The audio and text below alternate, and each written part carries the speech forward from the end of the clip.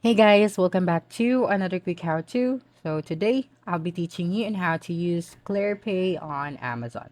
So the first thing that you'll need to do is you have to open the Amazon official site, and once you're there, place the order for any product you want to order. After entering your shipping details, it will take you to the payment method. So now you need to click on the add a payment method you want to use to pay your order. You can add a personal checking account, and here you can add a Venmo account. Others have access to exclusive financing offers, or you can add your other payment methods like Clearpay. And after adding your payment method, click the purchase it, and then Clearpay will automatically deduct your remaining payments from your chosen payment method and every 2 weeks until the balance is paid off.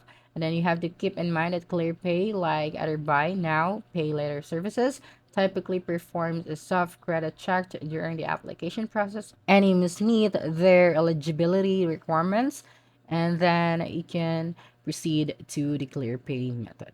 Okay, and that's a wrap. Don't forget to like, subscribe, and hit the notification bell for more quick how-to videos next time. Adios.